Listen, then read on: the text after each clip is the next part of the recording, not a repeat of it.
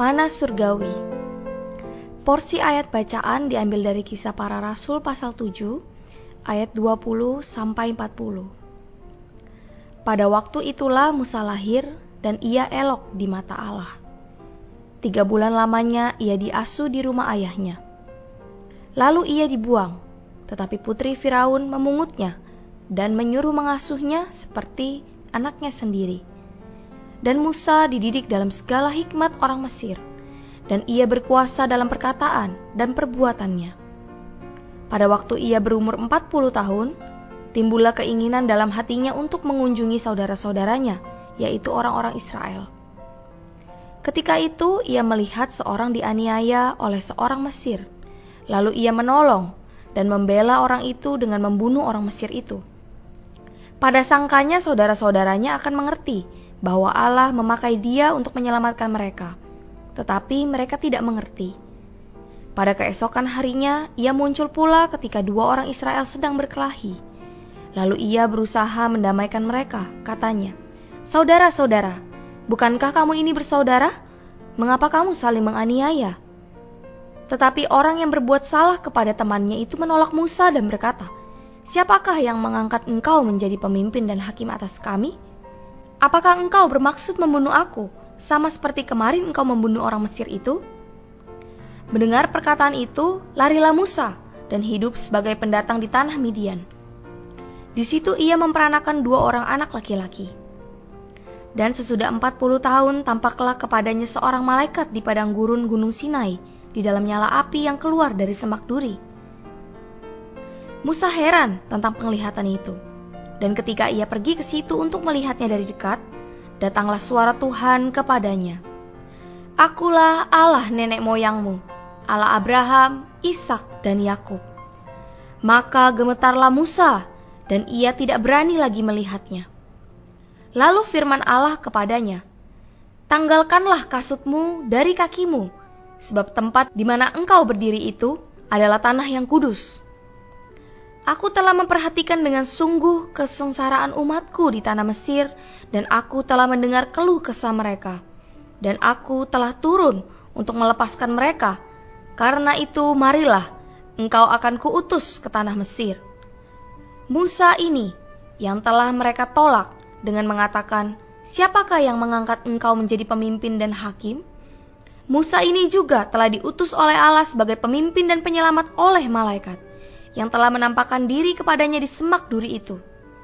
Dialah yang membawa mereka keluar dengan mengadakan mujizat-mujizat dan tanda-tanda di tanah Mesir, di Laut Merah, dan di padang gurun, 40 tahun lamanya. Musa ini pula lah yang berkata kepada orang Israel, "Seorang nabi seperti aku ini akan dibangkitkan Allah bagimu dari antara saudara-saudaramu." Musa inilah yang menjadi pengantara dalam sidang jemaah di padang gurun di antara malaikat yang berfirman kepadanya di Gunung Sinai, dan nenek moyang kita.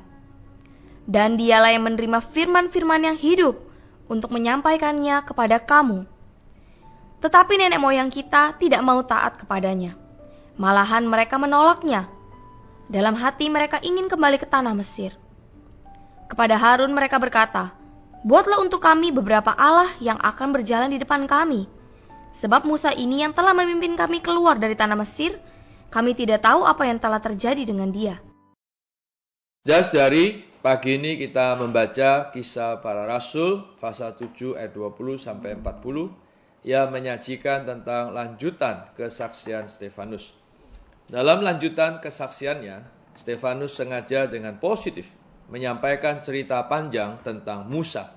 Dia melakukan hal ini untuk membela dirinya di hadapan penentang-penentang yang menuduh dia menghujat Musa. Dalam ayat 20, Stefanus berkata, "Pada waktu itulah Musa lahir dan ia elok di mata Allah. 3 bulan lamanya ia diasuh di rumah ayahnya." Bahasa Yunani yang diterjemahkan elok di mata Allah juga berarti elok bagi Allah.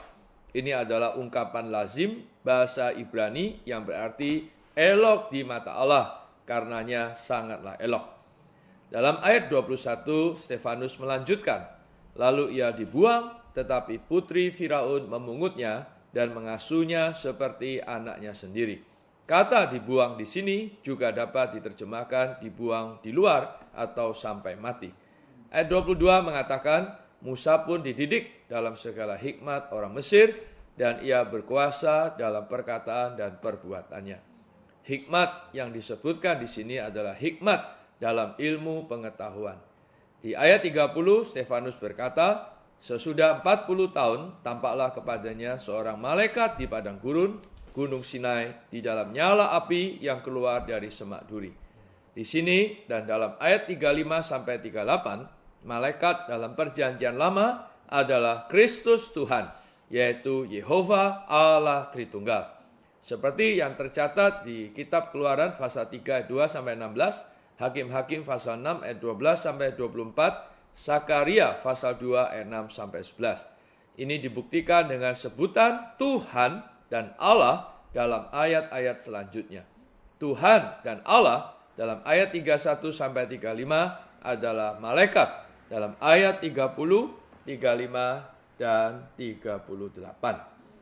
Saudara-saudari, melalui kesaksian Stefanus, dia sesungguhnya mempersaksikan mengenai Tuhan Yesus dan Kristus yang disebut di ayat 37 bahwa Musa berkata kepada orang Israel, seorang nabi seperti aku ini akan dibangkitkan Allah bagimu dari antara saudara-saudaramu.